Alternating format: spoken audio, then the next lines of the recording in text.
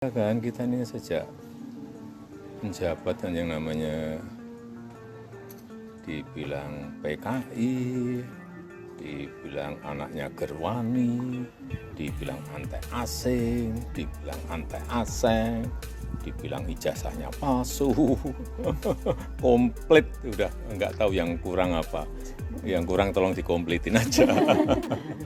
Klaim pegang data skandal korupsi pejabat tinggi dan mendapatkan titipan data terkait Iriana Jokowi, Sekjen PDIP Hasto Kristianto meminta KPK agar pemeriksaan dirinya dijadwal ulang.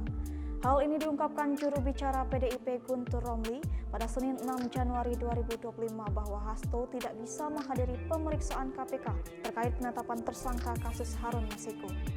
Guntur mengatakan Hasto harus menghadiri serangkaian HUT partai karena sudah terjadwal dengan kegiatan rangkaian HUT partai sebelum panggilan diterima. Kami minta dijadwal ulang, ujarnya Senin 6 Januari 2025. Diketahui KPK menjadwal pemeriksaan Hasto pada Senin 6 Januari. Benar saudara HK dijadwalkan panggilan penyidik pukul 10 waktu Indonesia Barat di Gedung Merah Putih KPK, kata jubir KPK Tessa Mahardika Senin 6 Januari. Terkait data dari Andi Wijayanto diungkapkan pakar militer Koni Rahakundini Bakri. Andi merupakan orang dekat Jokowi saat menjabat Gubernur Lemhanas, namun mundur saat menjadi tim pemenangan Ganjar Mahfud. Koni mengklaim tak hanya menitipkan data Harun Masiku ke Hasto, Andi menitipkan dokumen soal skandal Iriana Jokowi, istri Presiden ke-7 Republik Indonesia Jokowi. Mas Andi pasti pegang data, apalagi tiba-tiba muncul kasusnya yang gak penting itu. Dan saya hafal kalau orang sudah dimunculkan kehidupan pribadinya pasti orang yang ditakutin.